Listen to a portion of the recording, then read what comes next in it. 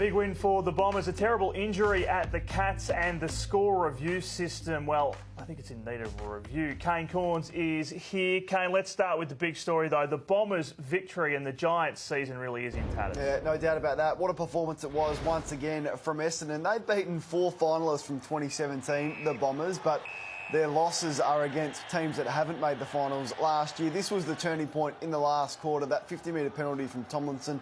What was he thinking took Stewart to the top of the goal square? And this was the start of an extraordinary run from the Bombers. They got on a roll. They kicked 6 goals to 1 in the final term. And it almost appeared, it's a big statement, but the Giants gave up in this last quarter and they're going to find it very, very difficult to make the 8 from their position right now. Yeah, it looks almost like the Giants have failed this season, doesn't it? Oh, no doubt about that. Clearly they've been affected by injury, but that's a game they should win. They had some quality coming back in. Patton came back in. Kelly came back in. They're 5 points down at three-quarter time at home, and you allow Essendon to kick 6 goals to 1 in the final term. Leon Cameron, as you could see by that vision, would be fuming right now. It's been a strange old night at Spotless Stadium, that is for sure. I haven't seen this before at a game of footy. Smoke impacting on the crowd in particular there, covering up their faces because of some burn-offs that were happening in the area. Controlled burn-offs, we must say, but something that you don't see too often at the footy. That was one of the things that was a little bit strange. There was also a really weird incident involving Dylan Buckley. Let's take a look at this and we'll get your thoughts. Now, this is one of the stupidest things I've seen from any player all year. You'd think with the amount of cameras in footy in 2018, you're not going to get away with something like this. So what is the point of that headbutt? Yes, minimal contact. I'd expect him to get a fine. Wouldn't think he'll get weeks, but it's not a good look on the game, and I'm just not sure what you gain out of doing something like that after being caught holding the ball. It's just a ridiculous thing to do. So you don't think you'll get suspended? No, look, I think it's a fine. It's a stupid act, but luckily for him, there was no hurt, there was no blood involved, and the force didn't warrant a suspension. All right, let's go now to Geelong, where the Cats were 28-point winners in the end over the Blues in what Chris Scott described as a fairly horrible game of football. It was, until the class just absolutely rose to the top. This was the start of the last quarter. You can see scores there, very even. Dangerfield went forward and did what we know he could do. Hawkins also with a mark on the goal square. Carlton wouldn't want to see that again, but he finished there. And this goal here, as good as you are going to see all year. That is, right now, the goal of the year. Absolutely. The Cats will take the win. They will be pretty devastated about this, though. Asava Radaglia taken to hospital after what was really a horrific injury for MLC. The latest we're hearing, a suspected broken tibia and fibula. No one likes seeing this, do they, Kane? And they had to actually bring out the green stick to give him some instant pain relief. Yeah, I hate seeing this, as do all footy fans, whatever team you support. He's been one of the great stories for Geelong, and clearly they're going to struggle with his absence, and you'd think he's going to be missing for the rest of the year because he's been that important for them. So they'll have to find a way to deal with that, and we wish him all the best for a quick and successful recovery. The build-up to this game had been a lot about Gary Ablett, to be honest, but what about this bloke, Jermaine Jones, on debut in the early minutes of the occasion, and he's stolen Gaz's show. Yeah, so if we hate seeing injuries, this is one thing we love seeing in footy. Young players kicking their first goal, first kick, first goal, and didn't his teammates get around him? We read a lot about him during the week, and the issues he had through his childhood has been well documented. So it was great to see him out there playing with some freedom and enjoying his footy. To the MCG we go next, where the Tigers got the win, but there was a fair bit of drama on this day at the Melbourne Cricket Ground, and it all began with Jake Carlisle on Jack Revolts and this spoiling attempt that went wrong. You'll see that he looks to take his eyes off the footy. It ended Jack Revolt's day and caused some major adjustments, didn't it, in the Tigers coach's box? Yeah, no doubt. He didn't come back on the ground, as you said, after this, and it was clumsy, was the word. Look, once again, I don't think the force is enough to warrant a significant suspension, but the fact that Revolt went off, didn't take any further part in the game. Look, I think it's a 1-week ban for Carlisle.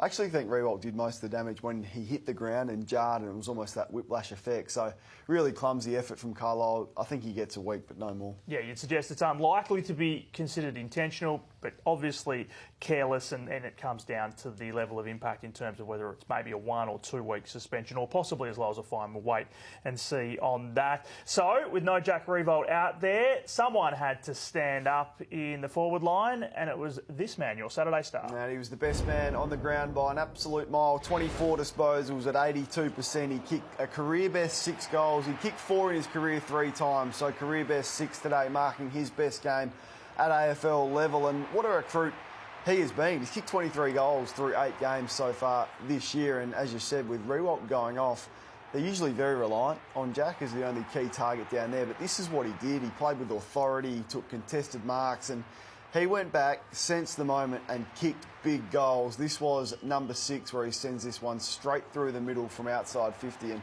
what a performance it was from Josh Caddy today. So he would be a lock for your core team of the week? He is an absolute lock. All right, let's take a look at how the Saints lost it now, particularly in the fourth quarter. Yeah, well, look at the score here as we roll this vision. This is the start of the last quarter. Not even a minute has been played. Saints are down by 10 points. Billings on the non-preferred right foot does not even score. You must nail that as an AFL player. That is not good enough. This drop mark here from Ross, just an easy mark, dropping back into the hole. He drops it, Dustin Martin cleans up and finishes, puts the Tigers up. So that's a 2-goal turnaround right there. And then this turnover late as well, I just thought was so costly. We see here from Rice, turns the footy over. Richmond score from here. And you can see on the screen, points from turnover once again was the difference in the game and has been the difference for the Saints all year. Their skill level was better today. There were some good signs. They were competitive. They competed, but their skill level is not up to AFL standard right now. We're focusing a lot on this game. There was a big build-up to it. Paddy McCartan's return was obviously being watched very closely by Saints fans, and his duel with Alex Rance was pretty interesting. Yeah, I think you'll learn a lot from this. Actually thought he did some good things today, McCartan, but I just want to watch how Rance leads him to the footy with intensity. It's almost like Rance is playing as the forward in these clips. Now, McCartan's still back inside 50, so he'll be able to learn a lot from what Alex Rance did today. Once again here, we see Rance just with intensity and speed lead McCartan to the footy and turn the footy over once again. This one again, he leads him to the ball. McCartan trails in once again, and in the last one you'll see exactly the same thing. McCartan hardly even in the picture. You can just see him there. Rance came off and played almost like he was the forward today. So not all bad for Paddy McCartan. Thought he did some good things, took a couple of contested marks and competed well. But I reckon he can watch the tape and learn a lot from the superstar Alex Rance. Now, bear with us. We're both sick of talking about the score review system, but we do need to spend some time on it, unfortunately. Let's take a look at this one, which sparked a day of controversy, really, at the MCG. So Jack Higgins kicks what you would have thought was a goal, looking at that to the naked eye. And then upstairs we go. The goal umpire needs to take more responsibility. They need to be given more responsibility. You're the goal umpire. You are in the best position anyone is, including cameras. You can see if that's a goal or not. Now, that could be touched, potentially. But then look at this angle. Yeah, but look where I know it's a goal, but we've got to give more responsibility to the goal umpire just to call it. Don't send it. It wasn't a goal, so yeah, he overturned it. But don't send it upstairs. No, I agree. Yeah. So the score reviewers overturned it. Yeah, but don't go to the score review. Why has the goal umpire gone to the score review? Now, all of these ones that we're seeing, goal umpires going upstairs, they don't need to. This system, we were way better off before we had this system because there was more responsibility for the goal umpire to trust their eyes and do what they're seeing. And as Damien Hardwick says, we're going to get to it in a minute. In fact, should we get to Damien Hardwick now? Because he was filthy. Why? What was the umpire's call?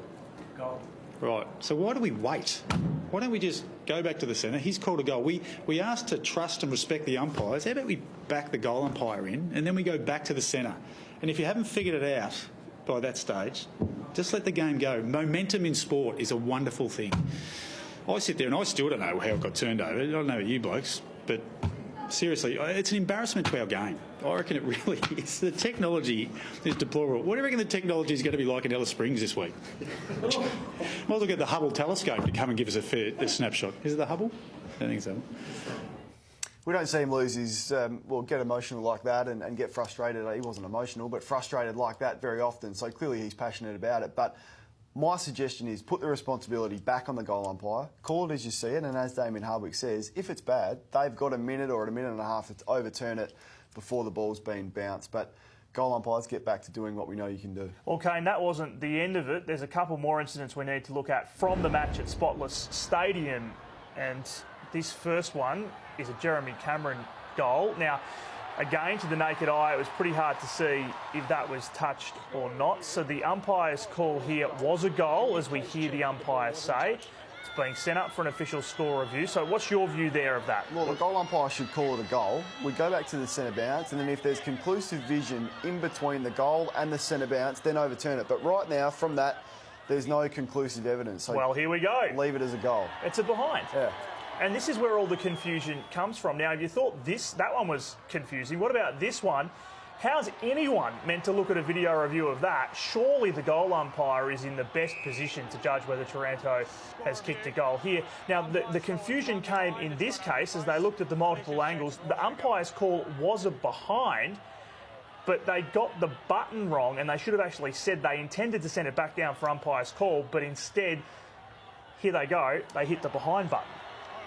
Wow, yeah, once again, frustrating. I'm sick of talking about it. Put the onus back on the goal umpires to call it, and don't send ridiculous ones like that Taranto one upstairs. They got the right result in the end there, but it took a long time to get there. All right, let's move on from that and talk about the Swans. They are pretty good away from home, aren't they? They are. Let's take a look at their record away from the SCG. There it is, and some pretty solid teams that they've beaten, including the Eagles, where no one has won apart from them this year. Dogs at Etihad Stadium is always a good scout, as are the Cats at their home ground, Hawks at the G, and then the Lions predictably today at the Gabba. So if they could just tidy up their 3 losses that they've had at the SCG, the Swans would be sitting very, very nicely. But you'd expect them to be right at the top come business end. We've spoken a fair bit about the focus on Buddy Franklin, but it seems when he was out a while back and now even with him back in the team, they are sharing the ball around a lot more up forward, and we saw another cracking goal from Ben Ronk today. Contributions from him and Hayward and Heaney,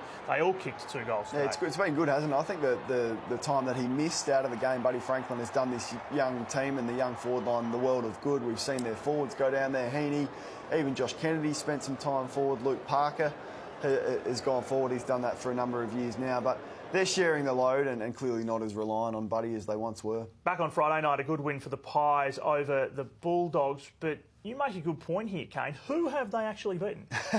Well, they've beaten Adelaide in Adelaide, which is always a massive win. Apart from that, they've beaten no one. You can see there, they've beaten Carlton, who are 18th, Essendon 12th, Brisbane, St Kilda and the Dogs all towards the bottom of the ladder. So it's about to get more difficult for Collingwood. Impressive what they've done, and I like the way they're going about it, but they're yet to be really tested. Already from the match review officer, Michael Christian, we can tell you that Mason Cox has been fined $2,000 for this on Jason Johannesson. But what do you think?